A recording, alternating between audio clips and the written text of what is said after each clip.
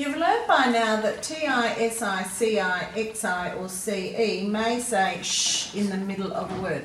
So ocean is really the only word where we have C-E making the sh sound.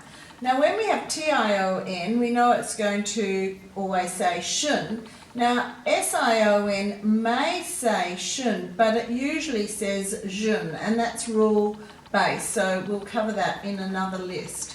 So go through and highlight the T-I-O-N on the end of all of these words. We know that that's the common way of writing the shun sound at the end of a word. So our words are location, position, solution, definition, separation, information, organisation, conservation, consideration and determination. Now let's go back and have a look at what these words mean. A location is a particular place or position. A position is a person's point of view or attitude. It can also be a place where someone or something is located or has been put.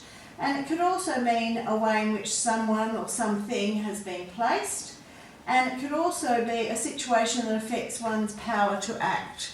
So there's quite a few definitions for that one, all different meanings for the one word. A solution is the means of solving a problem or dealing with a situation, and it could also be a liquid mixture, so it can have two meanings as well. A definition is the exact meaning of a word, and it could also be the distinct outline of an object, image or sound. Separation is moving or being moved apart. It could also be the process of distinguishing between two or more things. Information is facts provided or learned about something or someone. An organisation is a group of people with a particular purpose. It can also mean putting things in order. So two definitions for that one word.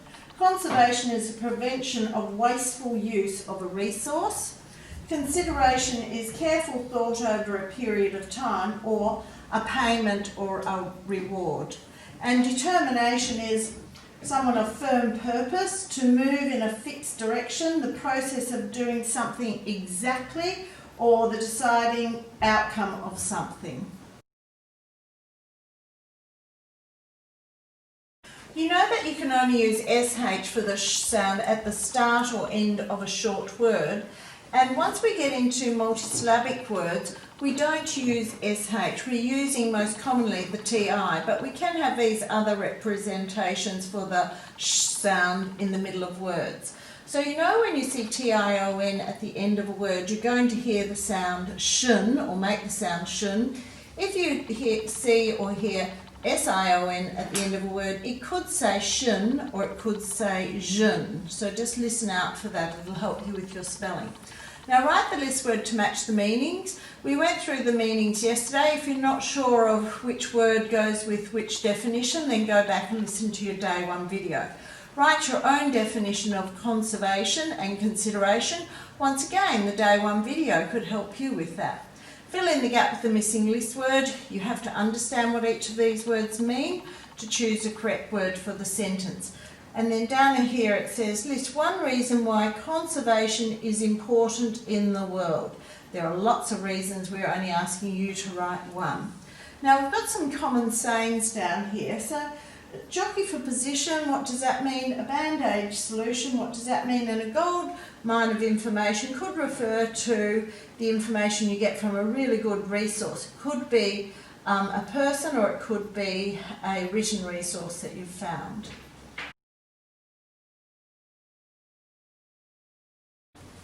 Don't forget up the top to read the words, cover them, write them and check to make sure that you've spelt them correctly. Now down here we're looking at changing the list words, which are nouns, into verbs. So we've given you a hint on how to do that. You're going to take it back to its base word. Now fill in the gap with the list word in verb form in the correct tense. So you know to get the verb in the correct tense you may need to add an S, ing or an ED to the end of a word, or you may need to put the word will before it. So you're not looking at using these, you're looking at using the verb form of your list words in these in the correct tense in these sentences. So use the prefix re to the words below, then fill in the gap. So nice, easy activity for you. Just have to apply the correct word to the right sentence. down here you're going to change the ION to IVE to make adjectives. So now we're changing the nouns into adjectives. So this is a good thing to remember for when you're writing, so that you do know how to make that change and use a word in its correct form within a sentence. Down the bottom, we want you to use the verbs determined and organised in a sentence. Because they end in ED, you know that your sentence has to be in the past tense.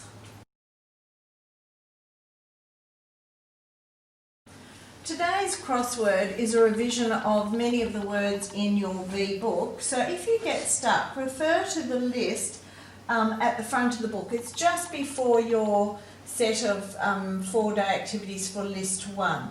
There may be some other words in here that aren't on that list at the start, but they would include rules and phonograms that you've learnt in V. So leave those tricky ones, such as arc, until the end, and then work out what the other clues around it give you for the meaning of the word, for example, arc we're using. So enjoy doing that. Remember, do the easy ones first and the hardest ones last, and use your clues to help you.